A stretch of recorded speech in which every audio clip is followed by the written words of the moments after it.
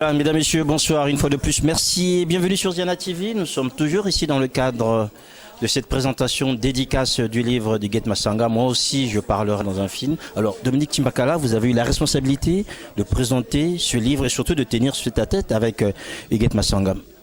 Rapidement, comment est-ce que vous êtes rentré dans ce livre et comment est-ce que vous avez perçu en fait cette œuvre théâtrale? C'est un livre dans lequel on entre assez bien, hein. C'est une pièce de théâtre, donc c'est très oral. Le théâtre, c'est beaucoup d'oralité, donc on y entre assez bien. Ça se lit comme on écoute une pièce de théâtre. Et c'est un sujet qu'on connaît tous, puisque c'est le sujet de l'exil, de l'immigration, d'un jeune homme qui s'appelle Oulot, qui a envie lui aussi d'aller à Mbanza, donc on imagine que c'est en France. Et puis finalement, cette histoire, c'est le récit d'une métamorphose. Au début, c'est un jeune homme qui a envie d'aller en France, lui aussi, pour devenir comme tous ces gens qu'il voit dans les films, qu'il regarde depuis son quartier. Et voilà, sans dévoiler tout le récit, il évolue, il change et on voit sa métamorphose tout au cours de ce récit. Donc c'est une pièce dans laquelle on rentre très facilement.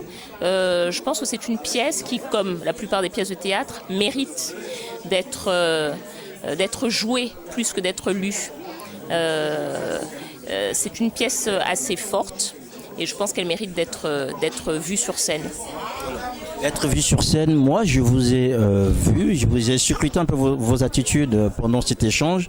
On vous a senti en même temps, vous êtes rentré en fait dans cette pièce, à aller chercher la chose, c'est comme si c'était un peu une œuvre miroir en fait par rapport à vous-même. Oh non, pas une œuvre miroir par rapport à moi-même, non, sans doute pas, non. Mais parce que bon, absolument oui, pas parce que c'était une œuvre miroir par rapport à moi-même, mais parce que nous connaissons tous autour de nous des gens qui ont tenté ce voyage-là. On a tous des gens de notre famille, des gens de notre entourage, qui à un moment donné ont décidé de quitter le pays et puis d'aller voir ailleurs. Donc oui, ce sont des thématiques qui me parlent et qui nous parlent, je crois, en tant que Congolais et en tant qu'Africains. Alors aujourd'hui, on a vu des Africains relevés. Il y a une actualité qui nous rattrape aujourd'hui. On parle des migrants. Les Noirs, souvent, on les voit mourir plus à la Méditerranée. Les autres qui arrivent. Est-ce qu'aujourd'hui, c'est quelque chose qui interpelle, en fait, pour tout départ? Oui, aujourd'hui, l'actualité est tragique. Enfin, en tout cas, pour nous qui habitons en Europe, on parle et on reparle des migrants. Ça fait les gros titres de l'actualité depuis plusieurs mois, depuis tout cet été. Et chaque été, c'est la même chose. Mais ça date pas d'hier, hein. Ça date pas d'hier. Le monde, depuis qu'il existe, est une histoire de migration, hein, et les migrations sont souvent douloureuses. Donc c'est aussi une histoire qui est faite de douleur, mais aussi d'espérance beaucoup, parce qu'il faut quand même avoir et de l'espérance et de l'audace pour entreprendre ce grand voyage. C'est tout ce que raconte, c'est tout ce qu'on suppute, hein, dans cette pièce de théâtre. C'est pour ça qu'elle prend. Vous connaissiez Iguette Massanga? Oui, je l'avais rencontré déjà pour l'anthologie Sirène des Sables à laquelle elle avait participé avec d'autres auteurs congolaises et je l'avais interviewée à cette occasion. Aujourd'hui, vous trouvez qu'elle avance, qu'elle évolue? Elle reste toujours dans la thématique, vous l'avez relevé au début, qu'elle est dans cette thématique en fait du départ. Mais souvent, on ne voit pas, on ne sait pas ce qui reste. En fait, on n'a rien pour ce qui reste.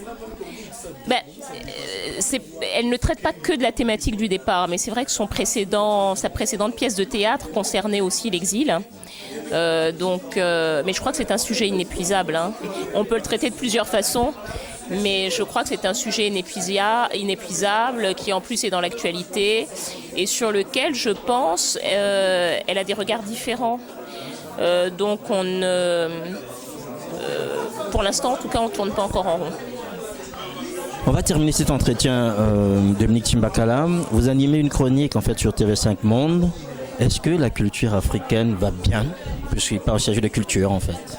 Oui, je crois que la culture africaine va bien, va très bien, mais on ne la voit pas encore assez, malheureusement. Donc on a l'impression, en tout cas quand on est en Europe, hein, je parle pour ceux qui vivent en Europe, on a souvent l'impression on a parfois l'impression, ou en tout cas les Européens ont l'impression qu'elle qu'elle n'est pas forcément pas forcément très vivace, pas forcément très dynamique, c'est faux. Elle est extrêmement dynamique, extrêmement riche, elle va bien parce qu'elle se renouvelle. On a souvent, pour les gens qui vivent en France, on voit toujours les mêmes choses. C'est-à-dire que si on regarde des médias généralistes, télé, radio, presse écrite, on aurait l'impression que la culture africaine, c'est toujours la même chose. C'est pas vrai. Elle se renouvelle. Il y a des auteurs, il y a des réalisateurs, il y a des écrivains, des poètes, des metteurs en scène. Elle est riche, elle va bien. Et on a envie de on a envie de la connaître davantage, en tout cas. Connaître davantage, je vais terminer par une anecdote. On a vu que ces derniers temps, toutes les rédactions bougent avec selfie de Koffi Olomide. Ah, selfie de Koffi Olomide, mais oui. Nous aussi. On regarde où là-bas? Voilà, on regarde là-bas. On va faire notre selfie. Écoutez la musique. Écoutiquez. On va pas danser ce soir. Ah si. Écoutez. Mais oui, c'est écotité. Écoutez, c'est ce qui a fait le buzz. C'est ce qui a fait le buzz. Et très franchement, je trouve que c'est très bien de créer le buzz autour de nos chansons, de nos musiques. Après tout, pourquoi ne parler que de l'Afrique et des pays africains que sous l'angle des malheurs, des misères, etc. On a une culture qui est dynamique, qui vit, qui innove, qui fait des choses. Et ben, c'est l'occasion d'en parler. Vous n'y avez pas échappé. Voilà, je n'y ai pas échappé. Merci Dominique. Merci.